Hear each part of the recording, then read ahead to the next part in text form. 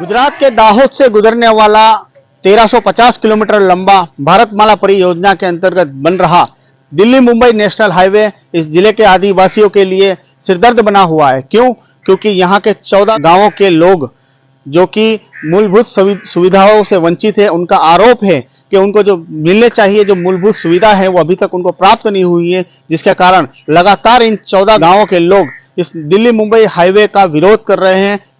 जिसके चलते इन्हीं गांव वालों ने अभी कुछ दिन पहले दाहोद कलेक्टर को एक विज्ञापन सौंपा था और जिसमें उनके मूलभूत जो सुविधाएं हैं, जो इन्हें मुहैया किया जाए, जो उनका हक है, अधिकार है, उनको प्राप्त करने के लिए उन्होंने आवेदन दिया था और साथ साथ में ये चेतावनी भी दी थी, अगर उनकी इस मांग को लेकर कोई सुनवाई नहीं हुई तो आखिरकार वो आंदोलन का मार्ग अपनाएंगे और इस दिल्ली मुंबई हाईवे को जो बन रहा है उसका काम भी रुकवाएंगे। और ठीक उसी तरह जब उनकी सुनवाई नहीं की गई, जिसके बाद आज इन 14 गांव के लोगों ने दाहोद के मीराखेड़ी से निकल रहे इस दिल्ली मुंबई नेशनल हाईवे पर इकट्ठा हुए और साथ साथ में इस काम को बंद कराने के प्रयास किए, किंतु इस पूरे मामले से संज्ञान ले चुकी दाहोद पुलिस ने अपनी अलग अलग टीमों को यहां पर सुरक्षा के तौर पर एहतियात देकर खड़ा कर दिया था ताकि कोई घर्षण ना हो। ये Delhi Mumbai highway Gujarat MP border से अब गोधरा तक का जो सेक्शन है वो पहले से ही लेट चल रहा है, जिसका कारण यही है कि दाहोद से गुजरने वाले इस हाईवे में दाहोद के आदिवासी क्षेत्र के 14 गांव में से गुजर रहा है, जहां पर इन गांव वालों का आरोप है कि उनको जो मूलभूत सुविधाएं मिलनी चाहिए थी वो नहीं मिल रही और इस कॉरिडोर से उनके खेतों में पानी घुस चुका है। उनके बच्चों की जो स्कूलें हैं, जो छात्रालय है, उनमें जाने के लिए उनको काफी दिक्कतों का सामना करना पड़ रहा है। इस पूरे विवाद को लेकर क्या कहना है यहाँ के स्थानीय आदिवासियों का, सुनिए इस रिपोर्ट में। खेती में मारे आज 60 થી 65 વર્ષ સુધી અમારે કઈ નુકસાન નહીં હતું, પણ આ કોરિડોર રોડ બનવાથી અમારા આજે 300 ખેડૂતને બધું નુકસાન, એટલે કોઈ પાક બધો નિષ્ફળ ગયો છે અને ઘરોમાં અત્યાર સુધી ખેતરમાં ફૂલ પાક। આજે અમે દિલ્હીથી મુંબઈ કોરિડોર હાઈવેના જે ઝાલોદ તાલુકાના 14 અસરગ્રસ્ત ગામો છે એમના જે તમામ આદિવાસી ગરીબ ખેડૂત ખાતેદારો છે એઓ અહીંયા વસ્તી ગામે એકઠા થયા છે। અમે જે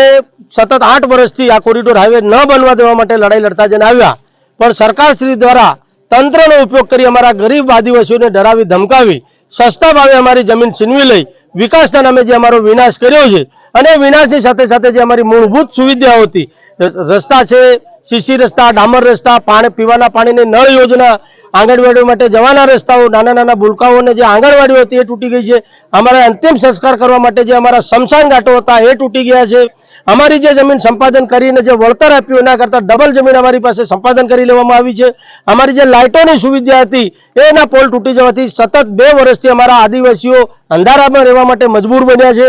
આ વરસાદી પાણીના કારણે અંગર જે માટી પૂરણ કરવામાં આવ્યું આ કોરિડોર હાઈવેમાં, એના કારણે અમારા જે પાકમાં પાણી ભરાઈ ગયા છે એના લીધે અમારો પાક તદ્દન નિષ્ફળ ગયો છે અને અમારા ઘરોમાં પાણી ભરાઈ જવાથી 10 થી 15 ઘરો આ 14 ગામની અંદર જમીનદોસ્ત થઈ ગયા છે। સાથે સાથે અમારા દિલ્હી બોમ્બે આ હાઈવેની અંદર જે 14 ગામો છે એમાં જે 1997 ની અંદર સરકારશ્રી દ્વારા જે જંગલની જમીન ખેડતા હતા એમને સનદ આપવામાં આવેલ હતી, પરંતુ 7, 12, 8 ની અંદર આજ સુધી એ ખેડૂતોનું નામ દાખલ ન થવાના કારણે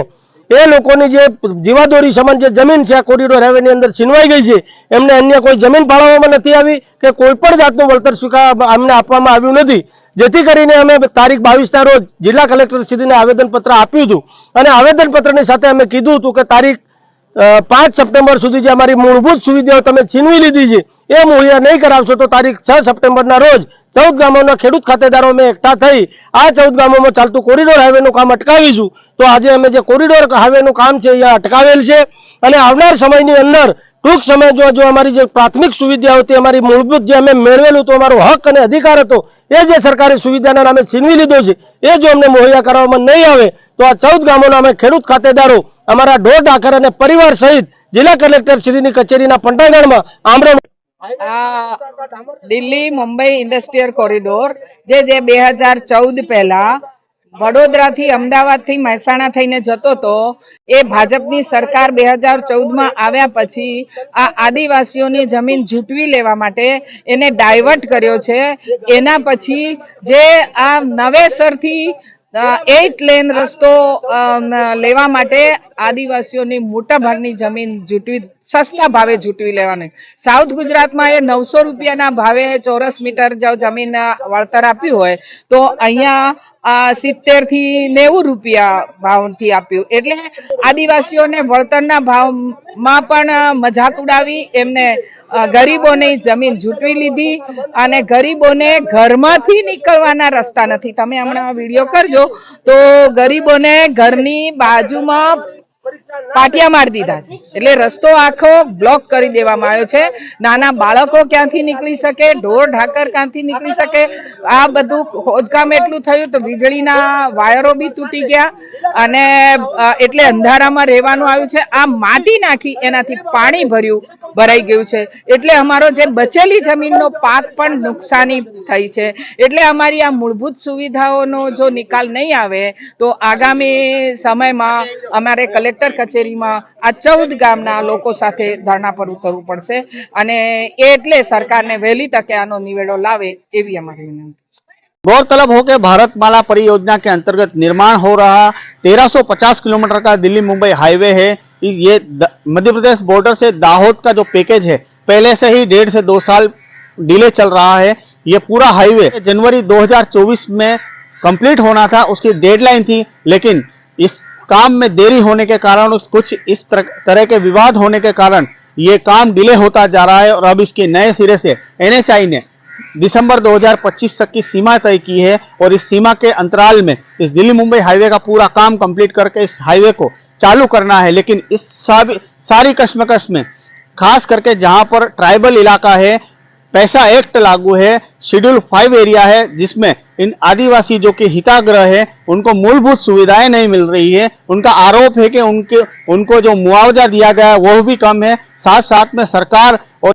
प्रशासन है वो भी उनकी मांगों को दरकिनार कर रहा है, जिसके चलते वो आंदोलन का मार्ग अपना रहे हैं। आखिरकार आदिवासियों के हितों में सरकार कब जगेगी और यहाँ का प्रशासन जो कि 14 गांवों के जो लोग हैं जो इस दिल्ली मुंबई कॉरिडोर से की कार्यशैली से नाराज है या फिर उनको जो मूलभूत सुविधाएं नहीं मिल रही है, जिनको लेकर वो